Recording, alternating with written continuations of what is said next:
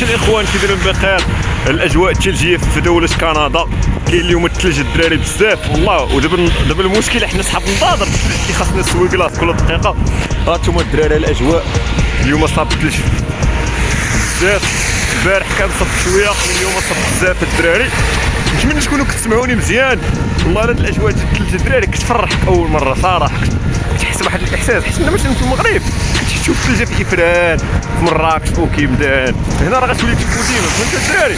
واحد الاجواء الدراري والله. شوف اش تنقولوا عليه خياليه بزاف. هادشي الاخوان ناضي الثلج ناضي، ولكن الثلج الاخوان ملي كتكون فيه ديما يكونوا فيه تا بعض السلبيات.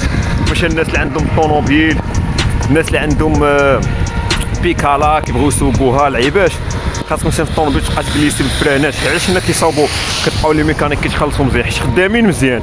خاصك ضروري الطوموبيل كل مره تصايب ليها الفرانات العيبات حتى يبقاو يجليسيو في الطريق فهمتيني. غادي وكتجليس لهاد الزلاق فهمتي، لهاد الزلاق ولا توقعش العيبه.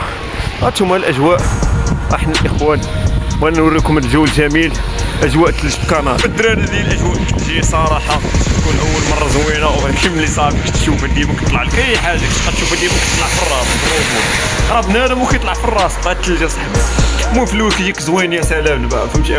زعما انا اول مره نشوف الثلج هنا حين جيت انا ما كانش الثلج. هذاك الشيء فهمتي يا سلام حلاوه الدراري. دابا الدراري كنتسناو في البيس حيت ضروري دابا الدراري فهمتي واخا جايب معايا الفرح ديالو العيبات ما نقدرش الدراري نمشي في الثلج فهمتي. كيبقى يضرب لي في عينيا وكذا. غنصور لكم الاجواء من البيت. وشوف غيكونوا بزاف ديال اللقطات الدراري غتسناو وغيكونوا بلوكات هربانين في هذه القناه. وهذه القناه عقلوا عليها غتكون من احسن القنوات ديال نصائح العجره والفلوكات في كندا فهمتي. انا ممكن ندوي معكم بلا زواق راكم عارفين اللي كيدير. وانا عندي فهمتي درايه بالدومين ديال صناعه المحتوى. راه عندنا اكثر من 4 القنوات الدراري. شي قنوات تنقولوا لكم من بعد ما تعرفوش المحتوى فيهم. وهادشي اللي كاين الدراري. وكان معكم فخر الدين. يلا الدراري نكملوا الفلوق ديالنا.